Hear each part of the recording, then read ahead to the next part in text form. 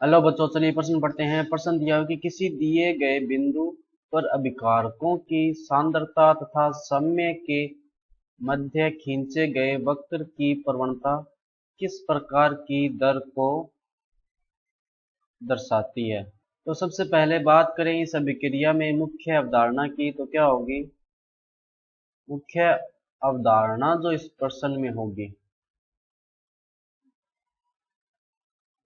वो होगी अभिक्रिया का वेग। अभिक्रिया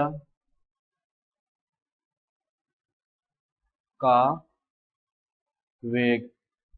अब ये देखो, इसमें प्रश्न क्या पूछा है कि किसी दिए गए बिंदु पर अभिकारकों की सांद्रता तथा समय के बीच, यानी कि अपने पास एक वक्र होगा इस तरह से, यहाँ पर समय होगा और यहाँ पे अभिकारक यानी रिएक्टेंट हो गए। इसका ग्राफ देखो कैसे बनेगा,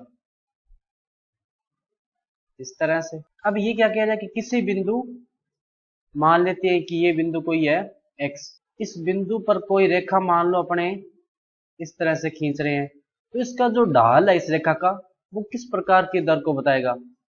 तो अगर अपने इसको इस तरह से नीचे तो मिलाते हैं, इसको यहाँ पर ये मान लेते हैं T1 है और ये सांद्रता क्या है R1 है। यहाँ पर T बराबर क्या है 0 और R बराबर क्या मान लेते हैं 1 मान लेते हैं। यहाँ पे विकारक की सांद्रता क्या है अधिकतम। तो देखो यहाँ पे अगर अपने ढाल लेंगे इस रेखा का, ये रेखा मान लेते हैं स्पर्श रेखा AB है, इस रेखा का अगर ढाल लेंगे तो ढाल देखो क्या होता है tan थीटा होता है।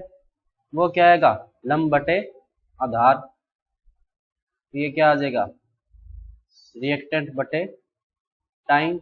और इस बिंदु के सापेक्ष अगर अपने देखें तो ये क्या आ जाएगा R1 बटे T1। तो बात करें अगर प्रश्न की, तो इसने क्या पूछा कि इस बिंदु पर इस रेखा की या जो वक्र की जो प्रवणता वो किस प्रकार के दर्श को दर्शाएगा। तो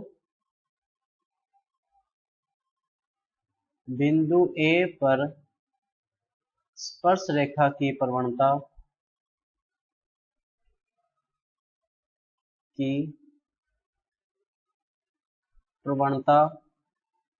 उस बिंदु पर ताक्षणिक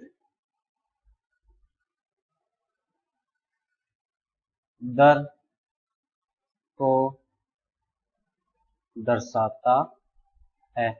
यानी कि अगर अपने पास कोई अभिकारकों की सांद्रता और समय के मध्य ग्राफ दिया, तो किसी बिंदु पर अगर अपने स्पर्श रेखा खींचेंगे तो उस बिंदु पर स्पर्श रेखा का जो ढाल होगा वो इस बिंदु पर उस अभिक्रिया के ताक्षणिक दर को दर्शाता है।